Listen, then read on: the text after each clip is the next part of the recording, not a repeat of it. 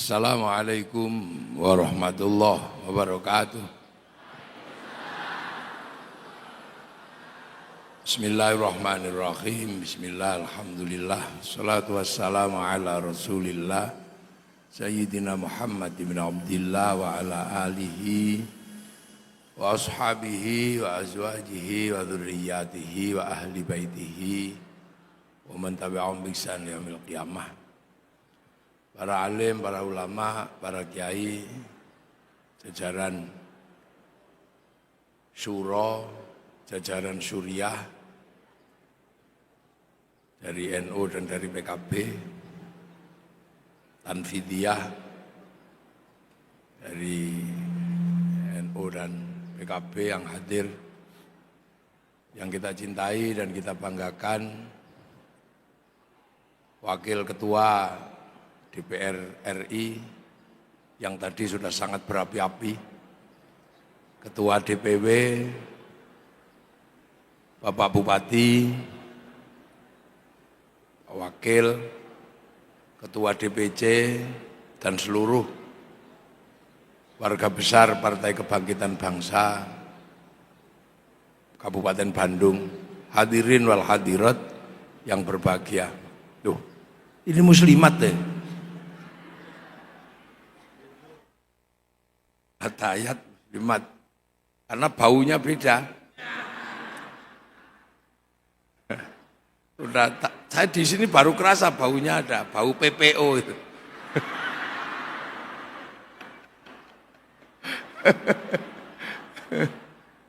Ini harlah yang ke-27. Enggak kebayang gitu ya. PKB bisa punya harlah yang ke-27 itu enggak kebayang.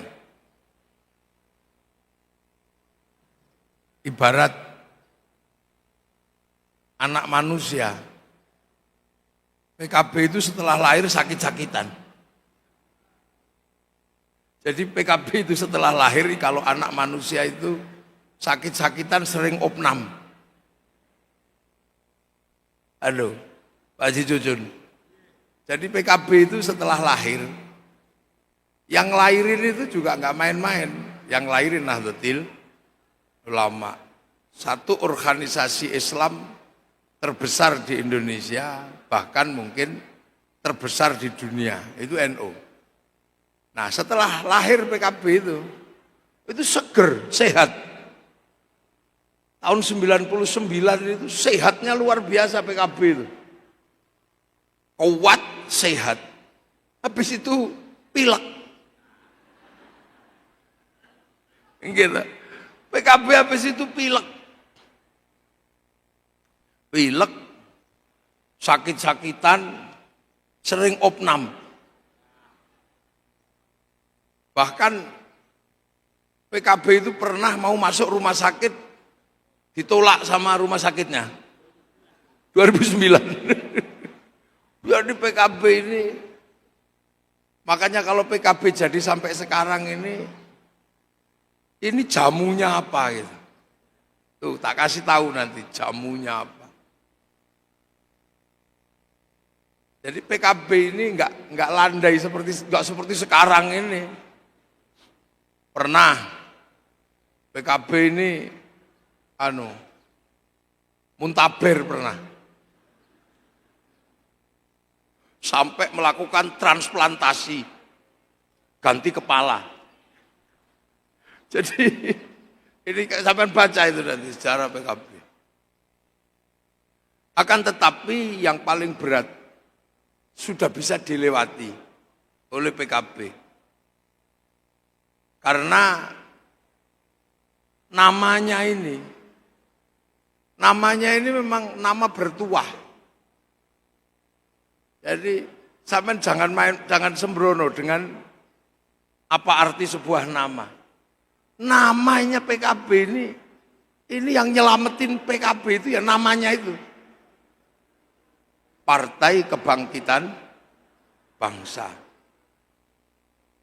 Karena kalau sudah kebangkitan sebuah bangsa, itu adalah satu keharusan yang harus dipikul oleh semua anak manusia. Karena bangsa itu disebut oleh Al-Quran. Jadi Al-Quran itu menyebut bangsa.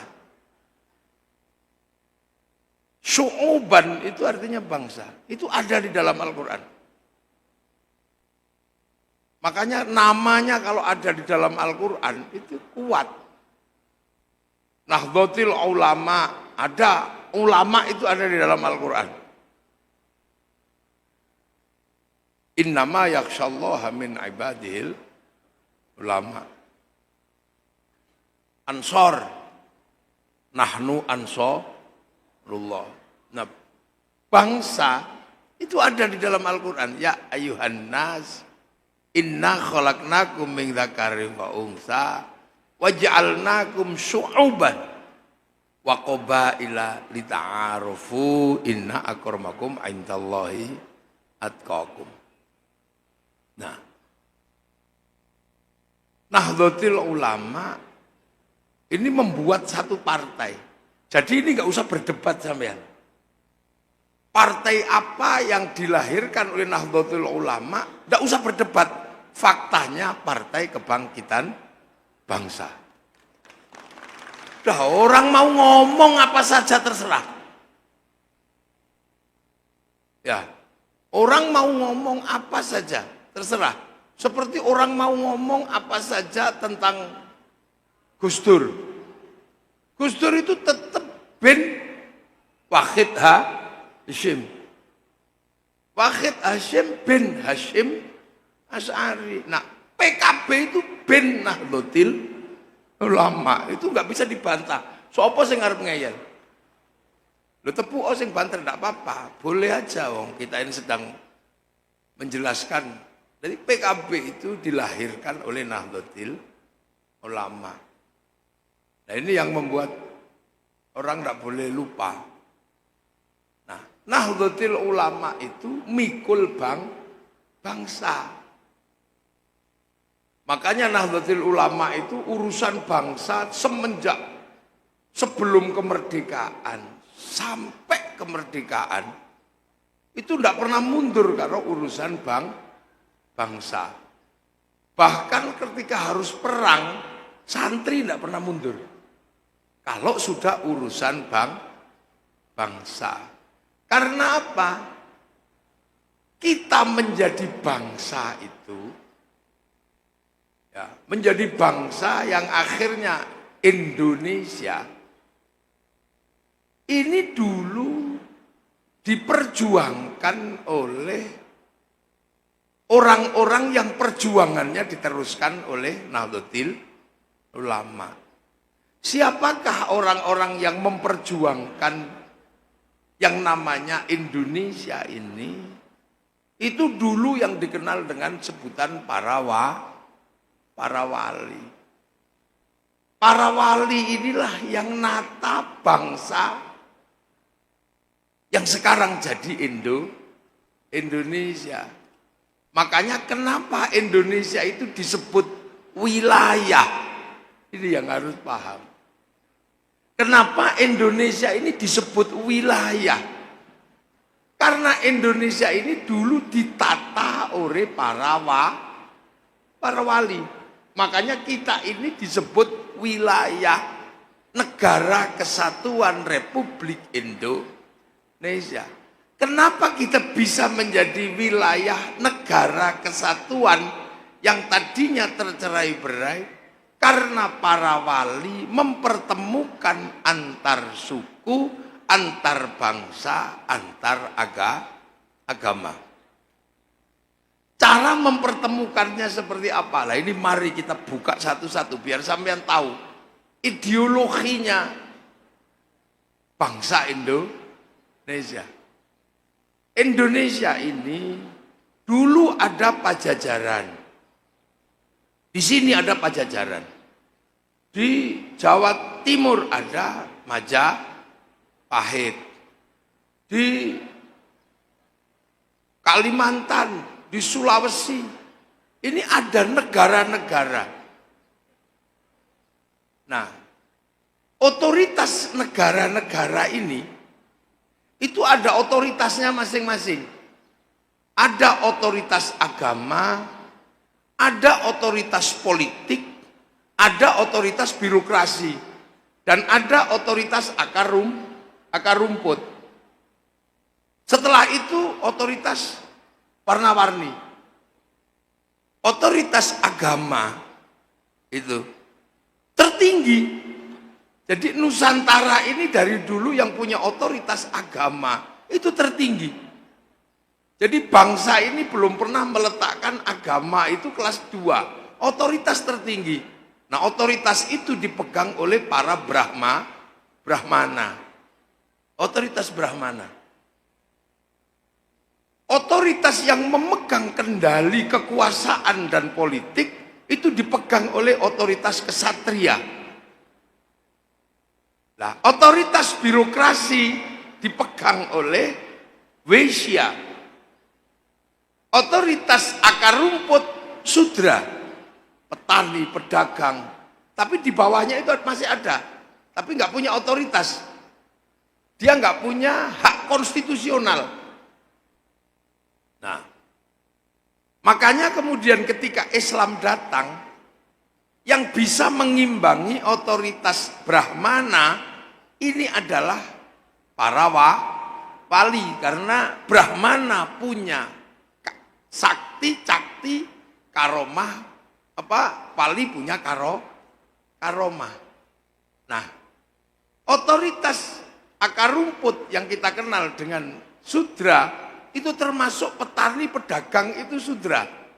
Makanya ketika Islam datang, pedagang ini nggak bisa masuk ngomong agama karena dia Sudra. Makanya di Indonesia kalau berbicara tentang agama itu adalah para wali. Karena wali ini yang bisa mewakili otoritas Brahmana, berimbang. Makanya kalau ada yang mengatakan Islam masuk oleh para pedagang, itu ahistoris. Nah, para wali ini yang ketemu. Perbedaannya di situ. Kalau yang ke Eropa, itu Torik bin Ziyad. Jadi kalau dalam bahasa Al-Quran, dzalika mathaluhum fit Taurat wa mathaluhum fil Injil kazar'in. Islam itu seperti tanaman yang nanam ke Eropa panglima perang. Yang nanam ke Cina, yang berangkat ke Cina adalah pedagang, sahabat Sa'ad bin Abi Waqqas. Yang ke Afrika, sahabat Salman Bilal.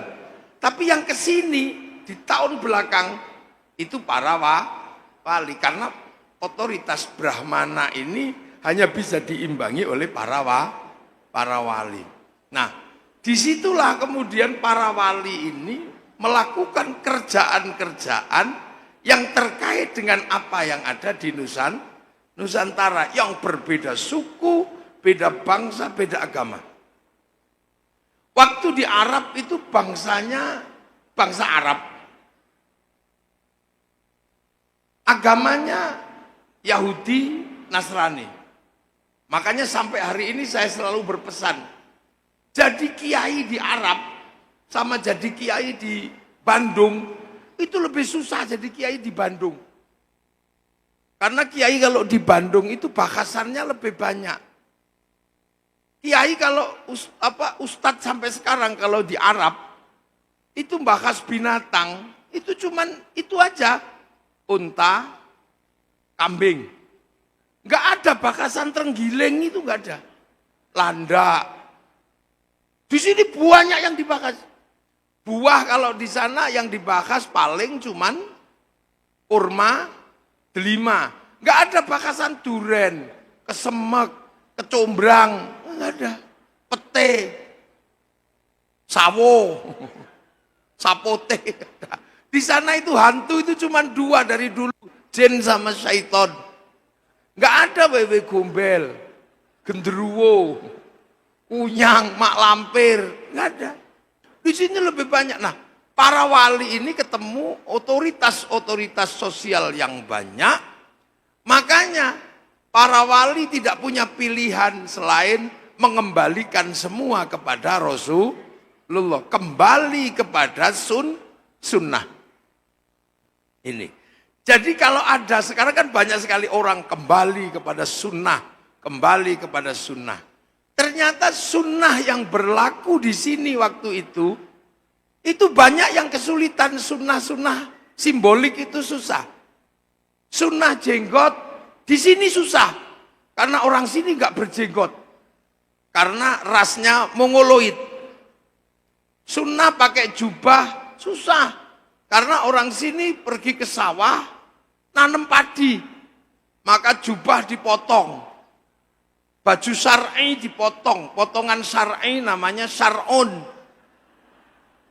Dulu nggak punya huruf ain, punyanya monggo botongo, maka syar'un jadi sarung, saruan jadi sarungan.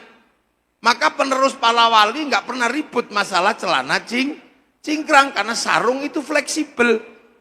Kalau pengen tinggi linting, kalau pengen turun plotrok, lu udah gampang gitu. Jadi itu sunnah makan 3 jari susah. Di sana kurma, di sini soto, nggak jalan. Jadi ada sunnah-sunnah yang nggak jalan.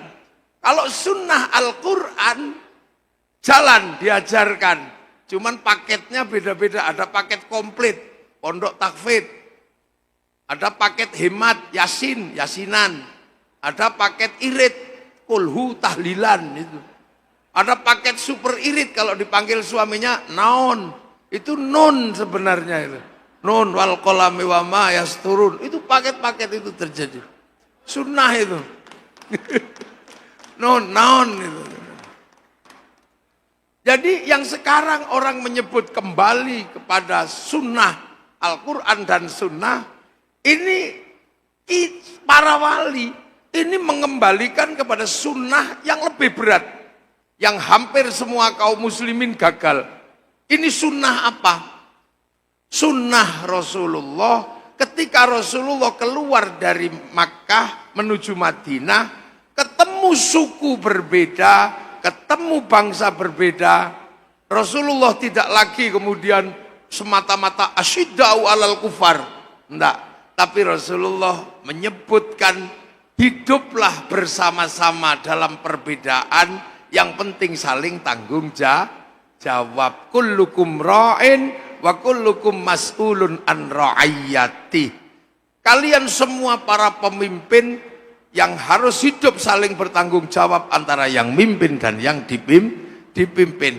Konsep itulah yang kemudian dulu dikenal dengan konsep ra'iyah. Konsep ra'iyah itulah yang akhirnya diterapkan di Indonesia menjadi rakyat. Satu-satunya bangsa muslim mayoritas di dunia yang sanggup menerapkan kalimat ra'iyah untuk warga bangsanya hanya muslim Indonesia. Jadi itu sunnah paling berat itu memberlakukan ra'iyah atau rakyat itu. Jadi kalau dalam bahasa dunia, ra'iyah atau rakyat itu bukan people. Kalau people itu vox populi vox dei, suara mayoritas, suara Tuhan. Begitu dia mayoritas, dia menjadi diktator mayoritas. Makanya konsep ikhwanul muslimin dan konsep khilafah tidak mungkin cocok dengan konsep ra'iyah Indonesia. Tidak mungkin itu. Karena dia menjadi diktator. Kalau ra'iyah itu bisa mimpin, bisa dipimpin. Kita juga bukan komunis. Kalau komunis adalah diktator proletar, diktator.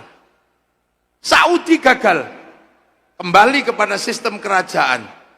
Beberapa negara di Timur Tengah menggunakan komunis. Satu-satunya yang berhasil menggunakan konsep ra'iyah atau rakyat dalam struktur bernegara hanya Muslim Indonesia. Makanya setelah itu otoritas-otoritas yang berbeda-beda melebur. Yang tadinya kawulo itu tidak punya hak konstitusi. Itu karena ikut ra'iyah bisa pidato kulo bisa. Yang hamba sahaya yang tadinya tidak punya aturan hak konstitusi, hamba sahaya bisa melebur di dalam ro'iyah, pidato menjadi saya. Yang tadinya abdi, orang Sunda, abdi itu gak punya konstitusi karena abdi itu budak. Akhirnya dengan konsep ro'iyah, abdi bisa pidato, abdi mah, kalau kebablasan aing mah, abdi. Itu yang pukulun para dewa menjadi berbaur, menjadi ulun. Itu karena apa? Konsep ro'iyah berlaku di Nusantara. Dan itu yang kerja adalah para wali. Ini nggak bisa, makanya kenapa Indonesia ro'iyah? Akar katanya dari mana? Rakyat itu dari ro'iyah. Jadi kembali kepada sunnah Rasul. Nah, ro'iyah itu kalau ngumpul namanya musyarakah. Musyarakah itu terjadi persekutuan antar ro'iyah. Makanya kita ini punya istilah masyarakat. Kenapa ada istilah masyarakat? Karena kita punya konsep musyarakah. Saling berbagi, saling melengkapi antar ro'iyah yang berbeda suku, beda bangsa, beda agama. Makanya kiai itu harus rukun dengan yang lain. Karena apa? Karena kiai sholat butuh tutup aurat. Tutup aurat yang bikin bukan kiai. Ini pabrik kain. Yang kebetulan punya pabrik kain itu Cina. Makanya kiai nggak boleh marah-marah sama Cina. Cinanya pergi, kiainya telanjang. Itu konsep musyarakah. Ya, kita pergi haji, nggak mungkin nggak kalau kita tidak pakai pesawat. Itu industri multinasional yang pemiliknya tidak Islam. Terus kamu mau bunuh semua mereka, renang kita. Itu konsep musyarakah. Makanya kiai ini bisa ketemu dengan siapapun. Bahkan dalam agama pun terjadi persekutuan. Harus ada musyarakah dalam agama. Contoh, ini contoh aja. Pengajian ini kan ini dulu pelajaran agama ini. Nah, Rasulullah cuma menyatakan dalam kebaikan agama itu. Mayyuridillahu bihi khairan yufaqihu fiddin. Siapa yang dikehendaki menjadi baik oleh Allah, dikasih ngerti urusan agama. Khairannya nakirah. Khairan kalau nakirah maknanya khairan kamilan, kebaikan yang sempurna. Baik sempurna bukan milik manusia, itu milik Allah. Makanya kalau ada manusia baik pasti nggak sempurna. Contoh pengajian ini baik apa enggak? Nah kalau ini baik, yang paling baik siapa? Ya kiainya. Iya lo kiainya. Kiai cuncun aja cuma disuruh berdiri. Itu kalau berdiri, kalau di pondok itu ditakzir namanya. Diri itu. Kalau kiainya duduk karena orang baik. Lah iya, karena orang baik dan dulu ikut mikir pendirian PKB. Nah, tapi saya nggak boleh ngaku paling baik karena saya terlihat baik di sini karena diundang sama panitia. Kalau nggak diundang panitia, saya nggak terlihat baik. Nah kalau gitu baik saya apa baik panitia? Ya nggak bisa, saya nggak datang, panitianya jelek, dimarahi Haji Cucun. Saya dan panitia aja udah ribut, baik-baikan. Apalagi kalau sampean ikut-ikutan, yang baik ya kami kiai. Lah kenapa? Mau datang. Loh kalau nggak ada yang datang ini bukan pengajian, bukan harlah cekson. Mana pernah ada baik itu berdiri sendiri. Jadi jangan sekali, apalagi kalau tukang son ikut-ikutan, yang baik saya kiai. Lah kenapa? Sonnya tak matiin, bubar. Kata panitia, matiin aja nggak tak bayar. Nggak ada, baik itu berdiri sendiri. Makanya konsep hidup itu musyarakah yang kita kenal dengan bahasa masyarakat.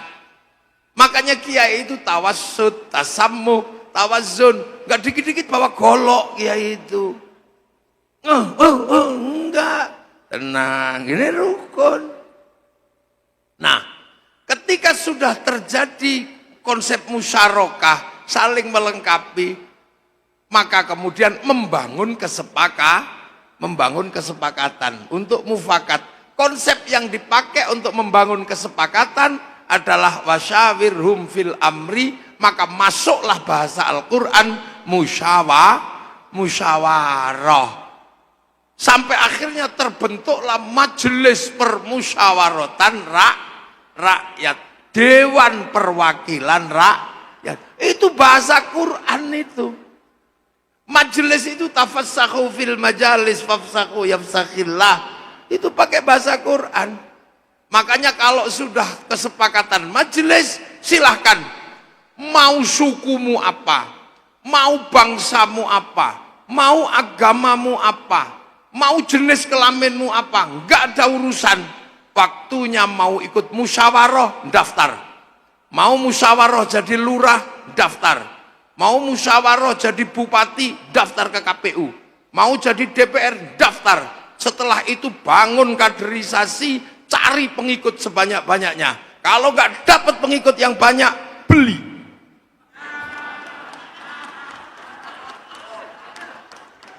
Loh, ya beli. Yang penting jangan ketahuan polisi sama tentara. Iya. Yang diawasi polisi sama tentara itu money politik, nggak boleh. Ganti namanya uang bensin. Kalau diterima bangunan, sumbangan. Kalau diterima kiai, bisyarah. Ini udah gitu aja. Secara fikih legal. Konstituen aman. Loh, musyawarah itu konsepnya adalah konsep bebas, nggak ada. Makanya sampean nggak peduli keturunan siapa, nggak peduli anak siapa, nggak peduli, nggak ada yang peduli sudah. Walaupun bapakmu tukang apa, tukang parkir, tapi kalau kamu punya kekuatan daftar bupati, daftar. Itulah Indonesia, setara betul, nggak ada terus kakek aneh, nggak ada. Udah nggak waktunya dengan konsep ini. Konsep ini konsep sunnah. Makanya belakangan ada yang dikit-dikit kakek aneh, ya nggak ketemu dengan konsep ro'iyah. Makanya PKB juga harus sadar sesadar-sadarnya semua manusia sama. Itu, loh itu. Makanya sampean mau jadi DPR, daftar. Kader dari ujung Galunggung yang paling pelosok, daftar, punya kekuatan, bangun jaringan. Kalian berhak memperjuangkan nasib dari kawulo, dari sahaya, dari abdi, sama-sama menjadi bagian dari musyawarah. Yang nata dulu adalah para wali, maka teritori ro'iyah, musyawarah disebut wilayah al-wali al-wilayah. Wilayah itulah yang akhirnya jadi NKRI, Negara Kesatuan Republik Indonesia. Arab satu bangsa pecah puluhan negara, Cina satu bangsa pecah puluhan negara, Afrika satu bangsa pecah puluhan negara, Eropa satu bangsa pecah puluhan negara. Kita puluhan suku bangsa agama mampu bersatu dalam satu negara kesatuan Republik Indonesia. Makanya konsep wilayah ini akhirnya melahirkan kesepakatan besar namanya Pancasila. Yang tertinggi tetap Tuhan. Nggak boleh Tuhan itu nomor sekian, ketuhanan tetap nomor satu. Setelah itu urusan ke manusia. Manusia nomor 2 di dunia ini manusia. Apa saja hidup dan bergerak karena manusia. Makanya saya minta PKB punya patung. Saya minta PKB walaupun kecil punya patung untuk belajar. Karena dunia ini digerakkan oleh manusia. Nanti sampean lihat manusia ini sudah bergerak di mana dan seperti apa. Manusia punya rambut. Yang menggerakkan rambut sudah ada. Ada yang bikin topi, asetnya triliunan. Ada yang kemudian dari rambut mikir bikin semir, triliunan asetnya, kaya semua. Ada yang bikin alat cukur, pabriknya besar-besar. Ada yang mikirin kutunya, peditok. Loh, manusia semua itu. Dunia bergerak oleh manusia. Yang mikirin bokong manusia, bikin kursi. Yang mikirin muka manusia, kaya semua. Prancis itu bisa hidup karena mikir muka manusia. Bikin skincare itu cuman muka tok. Apa alis kurang tebel, pensil alis. Idep kurang panjang, sambung idep. Pipi kurang merah, bikin blush on. Tahu saya mereknya, wong istri saya perempuan. Itu istri saya, I love you saya itu perempuan. Oh itu. Iya itu, makanya Haji Cuncun nanti harus nanggung pembelian blush on itu. Aman katanya. Dunia ini muka ini industrinya sebesar apa coba? Lihat gigi, ada yang bikin odol, ada yang bikin pasta gigi, ada yang bikin sikat gigi, gigi monyong, ada yang bikin behel. Ini duit semua muka manusia. Leher bikin kalung, tangan bikin kutek, bikin potong kuku, manikur, pedikur, cincin. Duit semua ini manusia ini. Iya kan? Begitu perut. Duit semua ini di sini nih. Ke bawahnya duit semua. Kencing aja bayar. Iya kan? Ada kencing mahal COD, bayar lebih mahal itu. Lah ya ini duit semua di bawah ini. Ada yang bikin pabrik celana, mulai dari merek Levi's macam-macam. Yang dalam ada yang segitiga, ada yang kecil, semua ada yang apa kayak ini kayak net ini simpak ada kayak bolong-bolong, mereknya Sony. Itu zamannya Haji Cuncun sekolah, Sony, Bontek, ya kan? Itu pabrik duit semua, sebandung itu ngurusi manusia semua. Ayo, terus di belakangnya ada lubang. Iya, orang bikin tisu biar itu bersih. Yang keluar dari situ menyebabkan lahirnya pabrik WC, pabrik Pampers. Keluarnya terlalu lancar, intro stop. Kelup macet, dul kolak. Itu pabriknya besar-besar. Jadi manusia inilah yang menggerakkan dunia. Pabrik besar itu lahir karena manusia. Mobil ya karena manusia. Coba nggak ada di dunia ini. Makanya manusia tetap yang kedua. Setelah itu Tuhan, manusia nggak bisa hidup tanpa Tuhan tadi itu. Makanya manusia itu disuruh makan. Makan itu biar hidup. Kalau nggak hidup nggak makan. Nah makan itu doanya apa? Allahumma barik lana. Kenapa bukan barikli? Ayo, kenapa barik lana? Karena makan itu yang ngurus banyak orang. Satu, barik lana berkahilah kami, maka kalau makan jangan sendiri. Makan bersama bikin tumpeng. Nah makan itu yang ngurus banyak orang. Sampean makan satu piring nasi, itu ada yang ngurus sawah. Sawah berarti ada yang ngurus pupuk, pabriknya entah di mana. Ada yang ngurus sawah BPN. Pertanahan, tanah diurus negara. Begitu waktunya panen, ada yang bikin pabrik pemanen, pabrik kombi. Begitu waktunya mau dimakan, ada mesin giling. Begitu dimakan, ada pabrik piring. Sebelum dimasak, ada pabrik rice cooker, pabrik kompor, pabrik gas. Industri besar dunia. Ya kan? Setelah itu kemudian mau makan, ada bumbu yang bikin masako. Itu orang Jawa, masao. Ada yang menanam bawang, orang Brebes, ada yang nanam macam-macam. Ada yang bikin garam. Orang Bandung nggak ngerti garam, karena bukan pesisir. Yang bikin orang Indramayu sama Cirebon, pakai tambak-tambak garam. Kita nggak pernah curiga. Jangan-jangan waktu bikin garam di tambaknya, mereka kencing di tambaknya. Jangan. Makanya orang Jawa yang pedalaman curiga. Jangan-jangan pas nggawe garam itu kencing. Kencing itu bahasa Jawanya uyuh.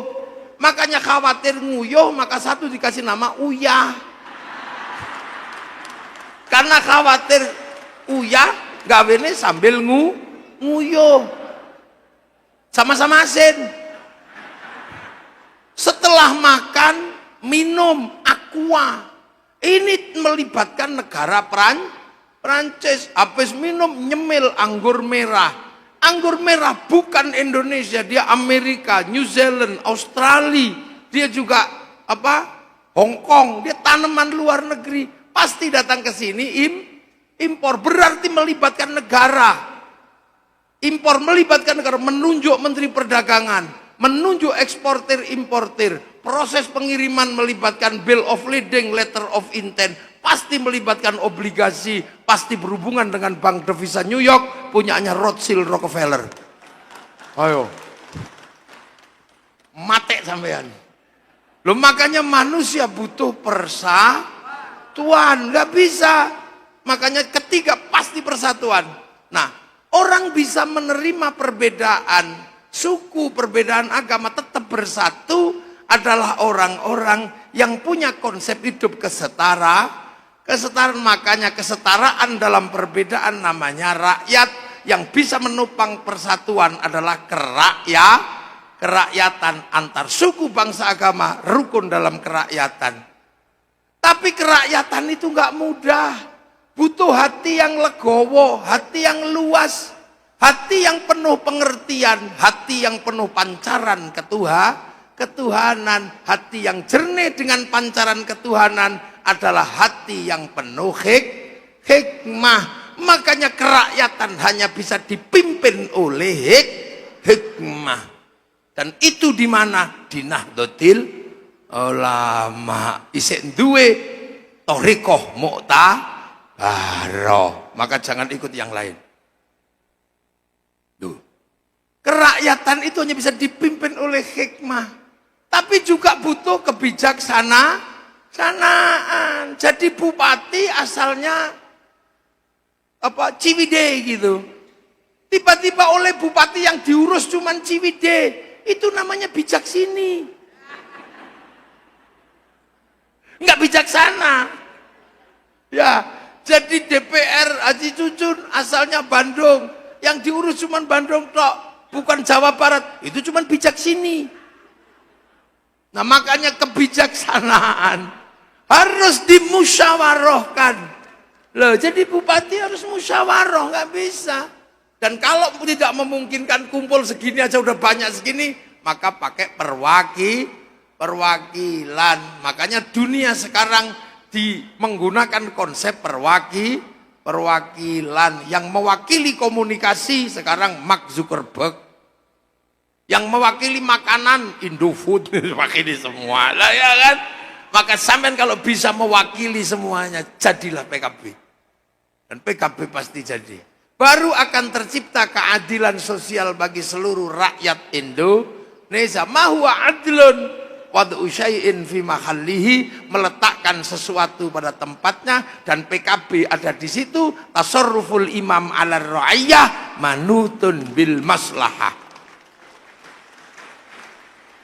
Jadi ujian PKB adalah sanggup tidak bahwa PKB akan menjadi bagian dari apa yang dicita-citakan oleh rakyat. Selagi PKB selalu berdiri di hadapan rakyat, bersama rakyat, PKB tidak akan pernah punah, karena rakyat adalah konsep hidup yang dijaminkan oleh Rasulullah Muhammad Sallallahu Alaihi Wasallam. Jadi jangan ngomong sunnah sama orang Indonesia, udah lewat. Ngomong sunnah kok sama orang NU, sudah lewat. Itu sunnah yang mudah yang sekarang. Apalagi sunnah nikah 4, itu mudah. Yang penting siap diludahi sama dicakar, siap udah. Udah, iya nggak apa-apa itu. Wah itu, loh saya juga berani sebenarnya. Tapi dia lebih berani tinggal. Loh, itu. Kenapa Gus Dur kuat? Gus Dur tidak pernah berdiri di atas namanya, selalu atas nama kemiskinan, atas nama penderitaan, atas nama rakyat. Jadi itu loh keadilan yang akan ditempuh oleh Partai Kebangkitan Bangsa. Lah kenapa bangsa harus bangkit? Nah ini loh. Ini yang harus jadi catatan. Tahun 98, 99 Semua sedang merancang bagaimana bangsa itu bangkit. Karena apa? Transnasional, sesuatu yang nggak bisa kita hindari. Kekuatan manusia ke depan adalah kekuatan bangsa. Kenapa? Karena kita sudah terlanjur semuanya bikin nation state, bikin negara bangsa. Artinya kita punya batas teritori. Orang tidak bisa lagi pergi keluar itu dengan suka. Dia harus butuh paspor, dia butuh apa. Maka semenjak itu manusia sudah berbatasan dengan manusia yang lain. Itulah yang namanya negara. Makan tidak makan harus ditanggung oleh negara. Semuanya ditentukan, keamanan ada atau tidak, semua diurus oleh NKRI. Rukun tidaknya apa kata NKRI? Yang berbatasan sana rukun makan dan tidaknya ditanggung Malaysia. Yang sebelah sana rukun dan tidak makannya ditanggung Brunei. Ujung sana ditanggung Thailand. Itulah ketika kesepakatan membentuk nation state atau negara bangsa. Semenjak itu kemudian kita mulai memikirkan bagaimana bangsa ini bisa hidup. Bangsa ini bisa bangkit. Karena apa? Bangsa Indonesia, bangsa manapun itu berada di dalam dominasi bangsa lain. Bangsa Amerika mendominasi, bangsa Cina mendominasi, bangsa ini semua mendominasi. Setelah kita tilik dan kita diskusikan, ternyata bangsa yang paling kuat adalah bangsa yang bisa mendominasi.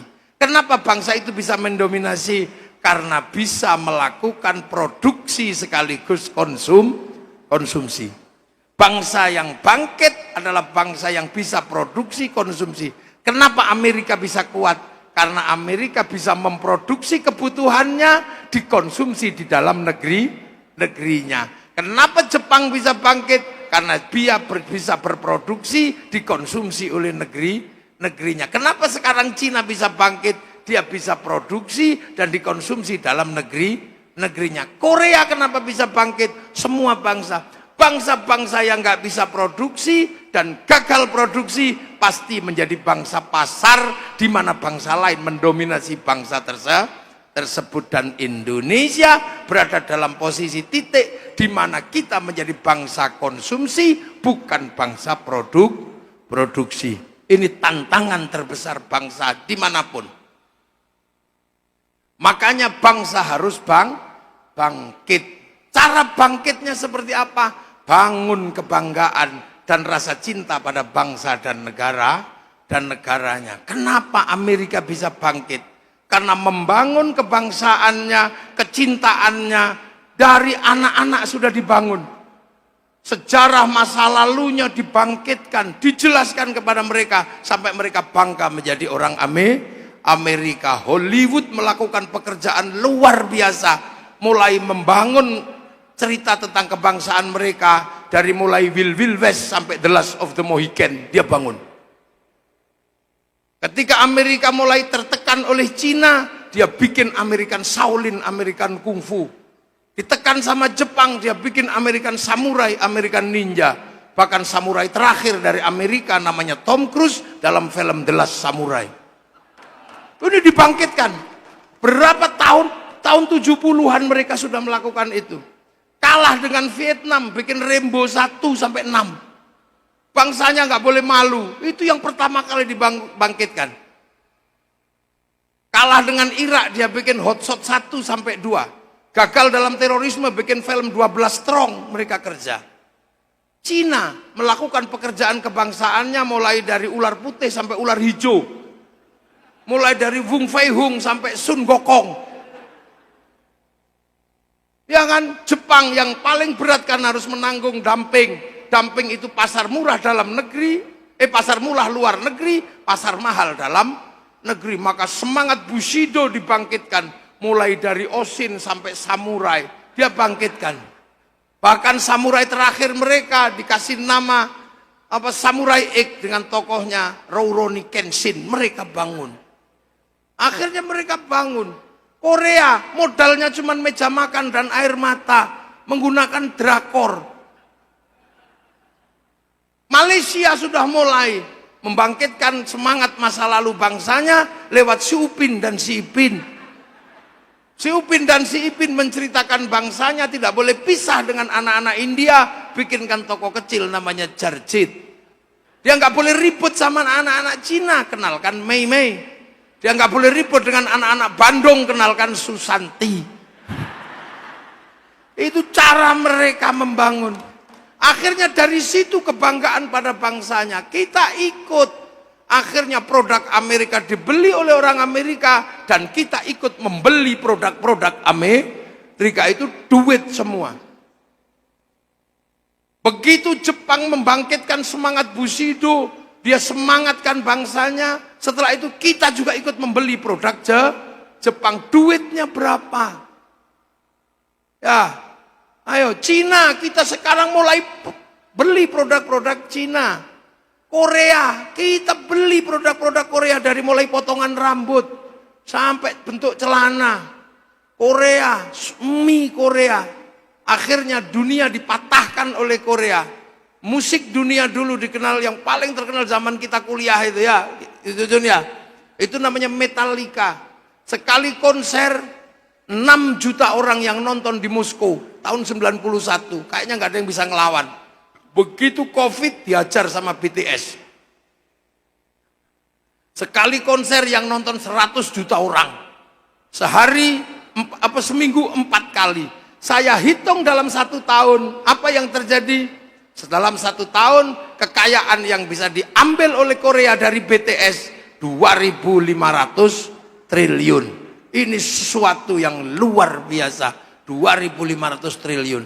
Kapan Cibaduyut menjadi bagian dari branded internasional? Kapan cireng menjadi branded dari internasional? Kapan roti unyil menjadi bagian dari makanan internasional? Kita belum bisa. Kenapa? Kita gagal mengkampanyekan budaya Indonesia. Dan itulah makanya, loh kenapa? Oh, berat mikir bangsa sampai pingsan. Bawa. Wah, hebat PKB sampai pesertanya ada yang pingsan.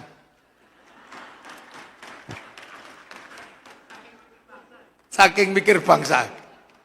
Nah, ya belum makan itu. Dari tadi lihat tumpeng nggak dikasih, pingsan dia.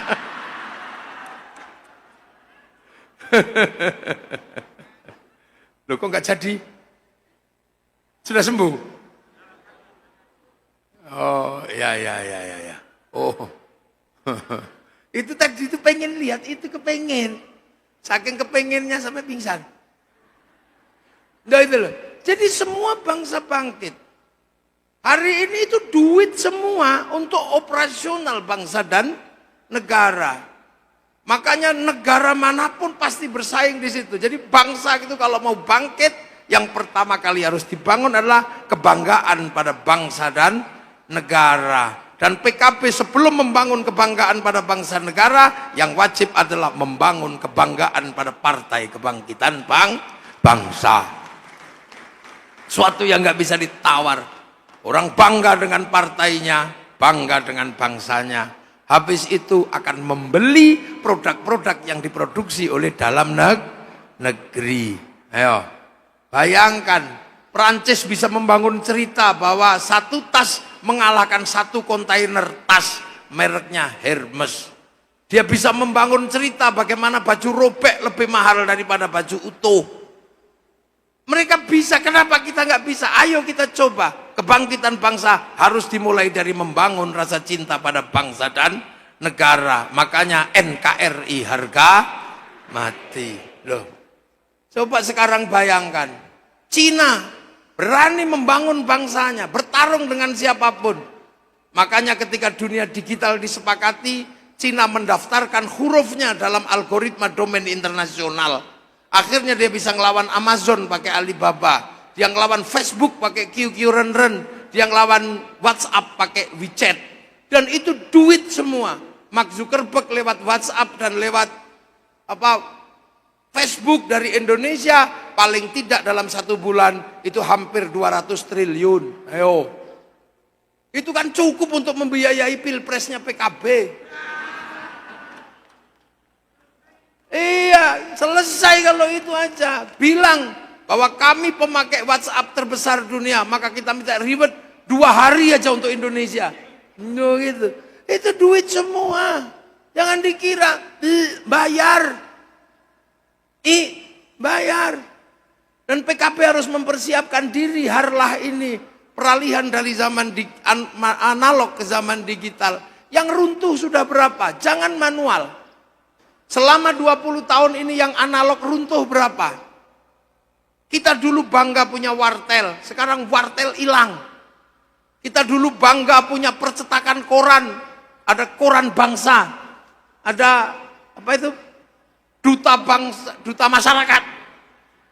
Itu tahu-tahu koran hilang. Ayo sekarang. Semuanya hilang, ayo. Pak Pos hilang. TV hilang. Itu. Sebentar lagi, 10 tahun lagi mungkin guru hilang. Loh sekarang kiai aja sudah menghadapi masalah ilmu. Dulu orang ngaji ketemu kiai, masih punya sopan santun. Sekarang bisa ngaji di atas WC. Lihat YouTube. Dunianya berubah. Jadi kita ini generasi analog. Dulu kita pengen lihat Afrika saja masih nunggu flora dan fauna.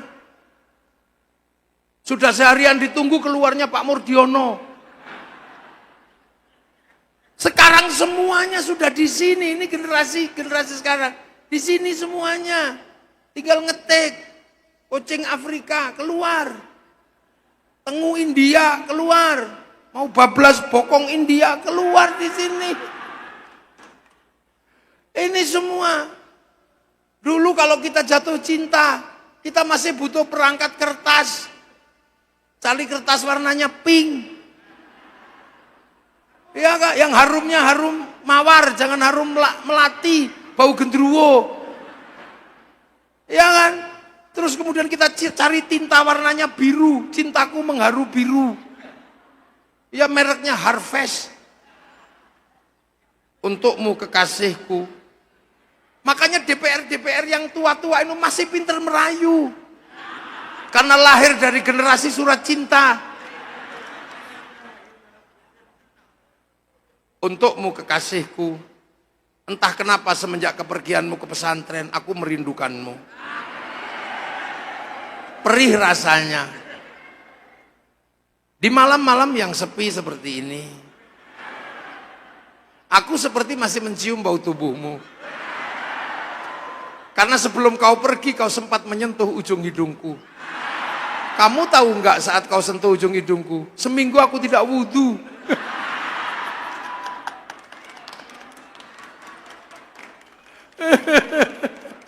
Itu dulu panjang gitu. Tapi di saat aku merindukanmu, kenapa tetangga sebelah memutar lagu Isabella? Itu cinta dua dunia tentang putus, aku khawatir. Apalagi Poppy Mercury menyanyikan antara Jakarta dan Penang. Pedih kekasihku. Dan di saat kepedihanku yang semakin mendalam, aku semakin takut karena di depan mataku terpampang jelas wajah bapakmu. Yang tidak pernah menyetujui cinta kita. Karena aku bukan siapa-siapa. Belum jadi DPR maksudnya.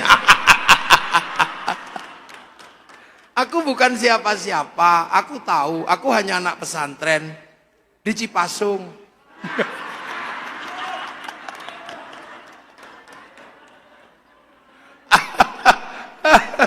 Lu kan itu dulu kan panjang gitu. Tapi malam hari ini aku pun tahu kau sedang merindukanku. Karena kata rembulan kau dan aku sedang duduk di bawah sinarnya yang sama. Kasihku merindukanmu itu perih ternyata. Seperti kata penyair, kau tusuk di sana berdarah di sini. Tapi aku harus tahan dengan kerinduan ini. Sepahit apapun, sepedih apapun. Walaupun rinduku sudah menjadi dendam.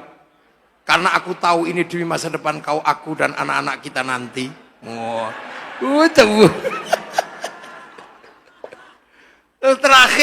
Terakhir kalinya aku mungkin sudah kehabisan kata-kata. Kata-kataku lumat habis. Cendrawasih burung irian. Terima kasih dan cukup sekian. 4 kali 4, 16. Sempat tidak sempat, harap dibalas. Habis itu cari perangko ditilat, template kayak gitu. Nah ya kan, loh, cinta itu dulu itu menghasilkan industri kertas, perangko. Tahu-tahu hilang sekarang. Cinta itu begitu sederhana. Kalau kangen tinggal foto, terus dikirim, kata-katanya juga nggak banyak, mah, itu aja. Makanya PKB ini mendidik generasi Gen Z, strateginya mesti berbeda dengan generasi analog, karena mereka tidak banyak kata, langsung berbuat. Loh, nah ini dunia masa depan, kita punya masa depan ini luar biasa, percepatan luar biasa. Dan itu semua ditanggung oleh bangsanya. Cina sekarang menanggung 2 miliar orang. 1 juta ton gandum setiap hari sudah tidak terpenuhi. Makannya nggak apa, yang akan menyusul India. India sebentar lagi tidak akan terpenuhi kebutuhan makannya.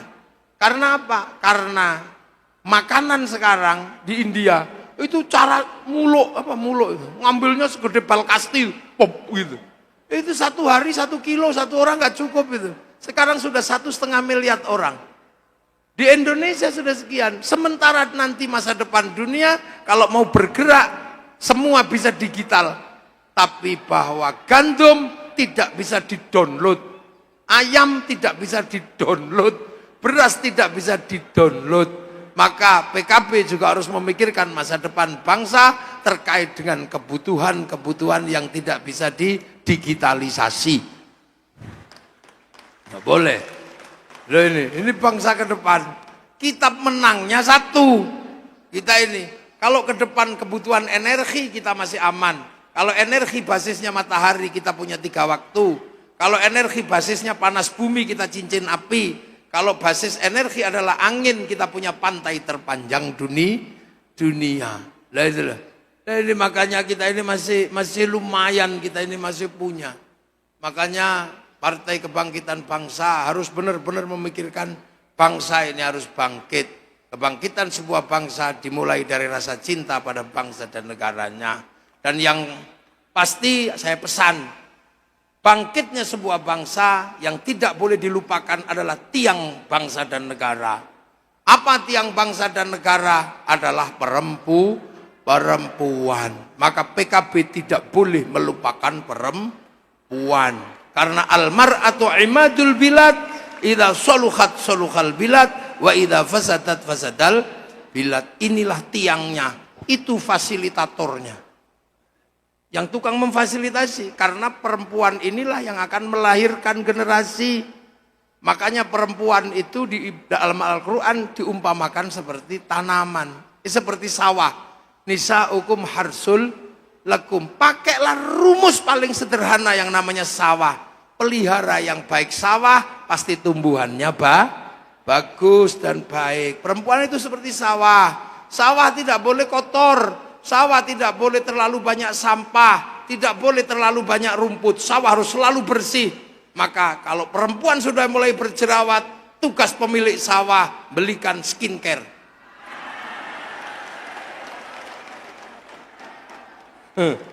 Loh, itu tugas laki. Perempuan kalau pengen, laki-laki kalau pengen sawahnya bagus, pengen baju, belikan baju. Pengen daster, belikan daster. Kenapa tanggung jawab ada pada laki-laki? Perempuan tanggung jawab utama ada pada laki-laki. Karena salah laki-laki. Salahnya apa? Salahnya diterima. Disalahin, saya terima. Lu salahmu mbok terima. Coba kalau dari awal, nggak usah gitu ya nggak tanggung jawab. Maka harus diterima sawah itu apa adanya. Semuanya harus diterima. Sak cerewetnya harus diterima. Sak ngomelannya harus diterima. Perempuan harus cantik, tapi kalau pergi ke pasar keringetnya mulai turun, maka mukanya tidak cantik. Maka tugas laki-laki belikan Avanza.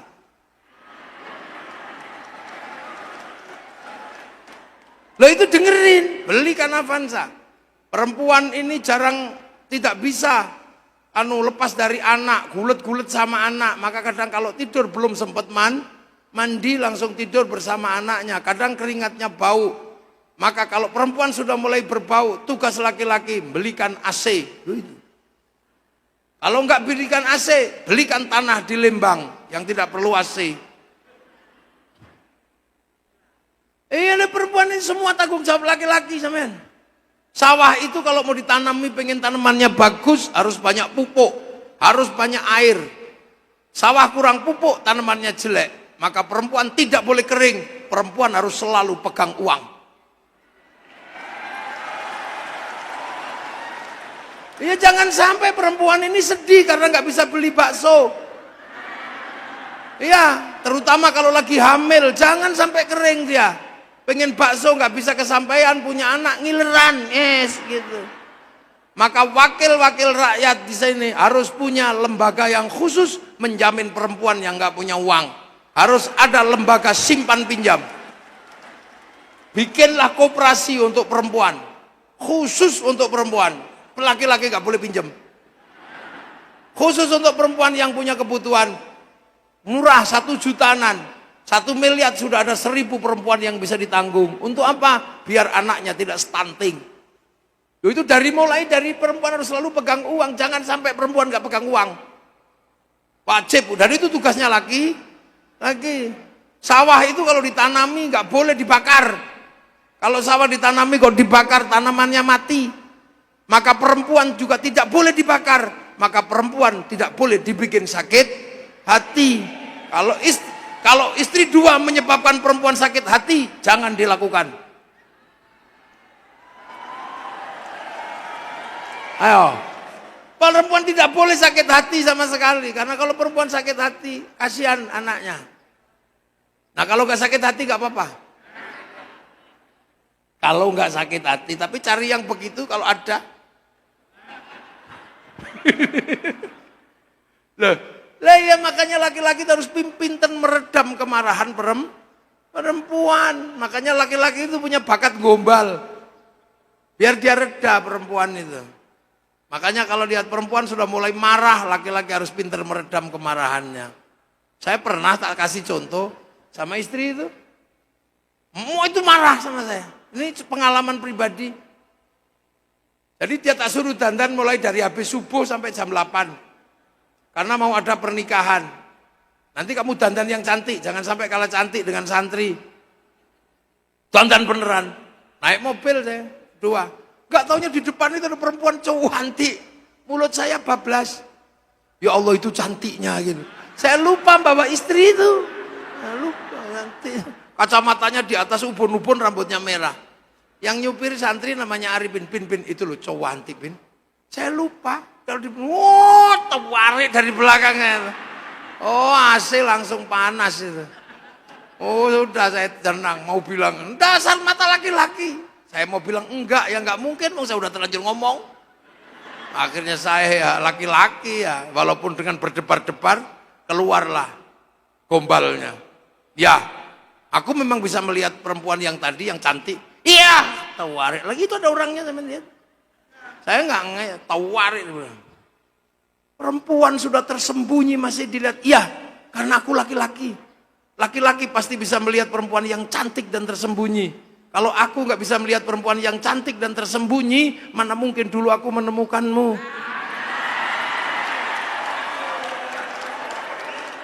Itu. Habis itu cubitannya kendor. Aman, lu ya nggak apa-apa itu. Loh, karena ini makhluk paling penting di dunia ini. Inilah yang terpenting ini. Kalau ini nggak terlalu penting. Laki-laki itu nggak terlalu penting.